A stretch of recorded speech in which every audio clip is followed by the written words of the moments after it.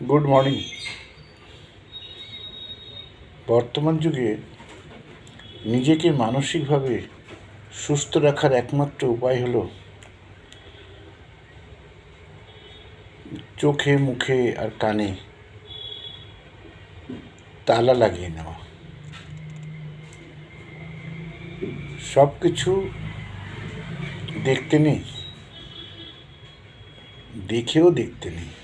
যদি মনে হয় সেটা দেখার মতো নয়, দেখলে আমার মানসিক বিভ্রান্তি হবে, সেখান থেকে চোখ বন্ধ করে রাখাই ভালো। সব কথার উত্তর দিতে নেই, আর সব খবর কানেও নিতে নেই। নিজের শান্তি নিজের হাতে। তাই চোখ, কান আর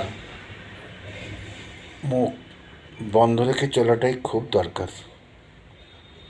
তাহলে সুস্থ, ভালো, শান্তিভাবে জীবনযাপন করতে পারবেন। নমস্কার, ভালো থাকবেন।